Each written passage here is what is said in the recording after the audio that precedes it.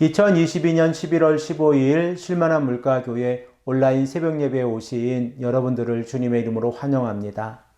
오늘 우리들은 이사야서 22장 12절에서 14절의 말씀을 근거해서 내일의 희망을 잃어버리지 말라라는 제목을 가지고 함께 하나님의 말씀을 생각해 보길 원합니다. 우리들이 무엇인가를 준비해 갈 때에 하나님의 말씀에 근거해서 준비한다고 하면 하나님께서 그 모든 일들을 책임져 주실 것입니다. 그러나 우리가 하나님을 의지하지 아니하고 인생을 의지하고 자신을 믿으면서 준비해 간다고 하면 그 결과는 자신 스스로가 책임져야 한다는 사실을 우리는 잘 알고 있습니다.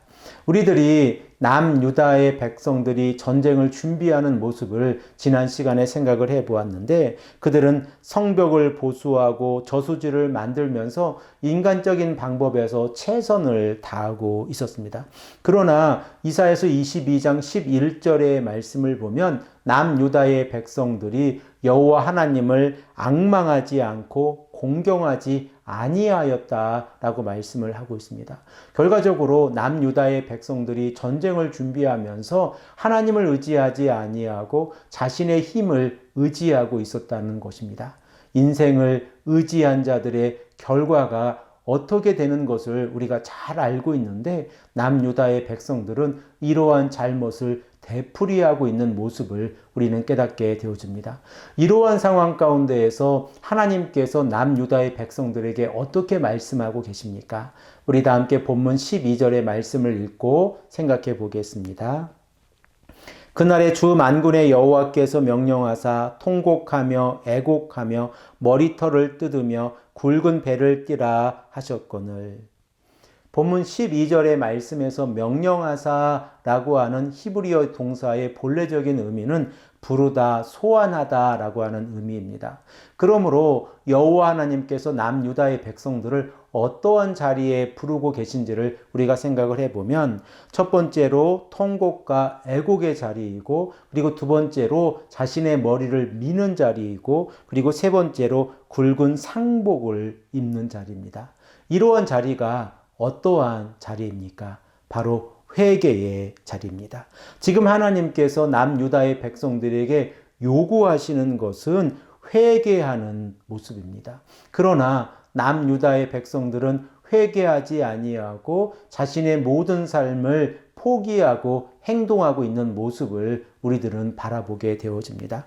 느헤미야 1장의 말씀을 보면 예루살렘의 성벽이 무너지고 어려운 상황 가운데에서 있는 유다의 백성들과 예루살렘의 백성들이 이제 환난 가운데 있을 때에 하가랴의 아들 느헤미야가 어떻게 행동하고 있는지를 우리는 깨닫게 되어집니다. 우리 다 함께 느헤미야 1장 4절의 말씀을 읽겠습니다. 내가 이 말을 듣고 앉아서 울고 수일 동안 슬퍼하며 하늘의 하나님 앞에 금식하며 기도하여. 지금 남유다의 백성들이 하나님 앞에서 어떠한 행동을 해야 합니까? 바로 느헤미야가 행동했던 것처럼 하나님 앞에서 금식하며 회개의 기도의 모습을 보여주어야 합니다. 그런데 본문 13절의 말씀을 보면 정말 이해하기 어려운 모습이 기록이 되어져 있습니다. 우리 다 함께 13절의 말씀을 읽겠습니다. 너희가 기뻐하며 즐거워하여 소를 죽이고 양을 잡아 고기를 먹고 포도주를 마시면서 내일 죽으리니 먹고 마시자 하는도다.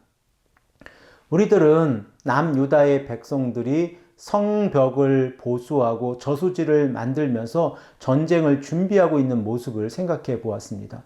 그런데 본문 13절의 말씀을 보면 전쟁이 시작도 되지 않았는데 모든 것을 포기하고 죽음 앞에서 이제 잔치상을 벌이고 있는 모습을 바라보게 되어집니다. 회개의 장소가 되어져야 될 남유다의 백성들이 잔치를 벌이면서 자신들의 모든 삶을 포기하고 있는 것입니다. 우리 한번 다시 이 본문을 생각을 해 보십시오.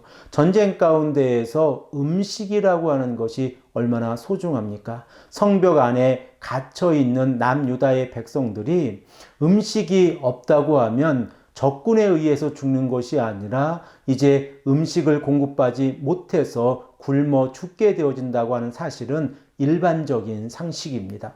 그런데 남유다의 백성들이 어떠한 행동을 하고 있습니까? 소를 죽이고 양을 잡아 고기를 먹고 포도주를 마시고 있습니다. 그리고 그들에게는 내일이라고 하는 것이 없습니다. 결과적으로 하나님을 의지하지 아니하고 하나님을 신뢰하지 아니하는 백성들이 인생을 포기하고 이제 죽음 앞에서 잔치상을 벌이고 있는 모습이 기록되어져 있습니다. 우리들은 이 모습을 통하여 언약의 백성이라고 불리우는 남유다의 백성들이 죽음 이후에 하나님의 심판이 있다고 하는 사실조차 망각하고 있다는 사실을 깨닫게 되어집니다. 그래서 하나님께서는 본문 14절의 말씀에서 이 남유다의 백성들을 책망하고 계신 모습을 기록하고 있습니다. 우리 다 함께 14절의 말씀을 읽겠습니다. 만군의 여호와께서 친히 내 귀에 들려 이르시되 진실로 이 죄악은 너희가 죽기까지 용서하지 못하리라 하셨느니라. 주 만군의 여호와의 말씀이니라. 하나님께서 죽기까지 용서하지 못하는 죄가 무엇입니까? 하나님을 의지하지 아니하고 희망을 버린 죄입니다. 우리가 하나님 앞에서 살아갈 때에 내일의 희망을 가지고 살아간다고 하는 것은 너무나 소중한 삶입니다. 하나님을 의지하고 오늘보다 나은 내일을 향하여 우리의 신앙이 하나님께 가까이 나아간다고 하면 하나님께서 우리들의 모든 삶을 책임져 주시지 않겠습니까? 그 시작점이 회개의 자리라고 하면 우리는 이 아침에도 하나님께 간절히 회개하며 기도하는 모습으로 나아가야 합니다.